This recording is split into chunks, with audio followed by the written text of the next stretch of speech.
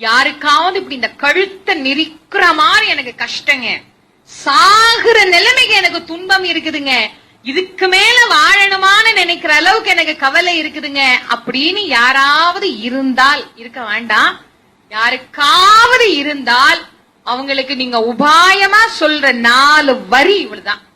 இந்த மாசில் வீணையும் பதிகத்துக்கு அவ்வளவு வலிமைங்க.